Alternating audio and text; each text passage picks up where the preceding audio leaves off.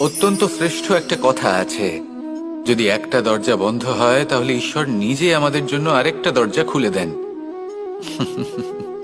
কিন্তু কিছু মানুষ আছেন যারা এটা ভাবেন যে আমার সাথে তো এরকম হলোই না, আমাদের জন্য তো কোনো নতুন দরজা খুললো না, কোনো নতুন পথ আমরা খুঁজে পেলাম না। সেই বিষয়ে আমরা চিন্তা করি, দুঃখ পাই যে এরকম কেন হলো। কখনো কখনো নতুন দরজা উন্মুক্ত হয়, কিন্তু পুরনো যে বন্ধ দরজা আছে তার সামনেই আমরা দুঃখী হয়ে বসে থাকি, আর এমন ভাবে বসে থাকি যে নতুন দরজার দিকে আমাদের চোখই যায় না। কখনো কখনো ঈশ্বর জেনে শুনেই আমাদের জন্য নতুন দরজা, নতুন পথ উন্মুক্ত করেন না, কারণ তিনি চান যে আমরা যেন পরিশ্রম করি, কর্ম করি, নিজেকে আরো বেশি শ্রেষ্ঠ করে তুলি, সক্ষম হই, আর নিজের পথ আমরা নিজেই খুঁজে নিই। কখনো কখনো এমনও হয় যে ঈশ্বর চান যে আমরা যেন সেই পথে চলতে শুরু করে দিই। ভবিষ্যতে গিয়ে ঈশ্বর আমাদের সবকিছু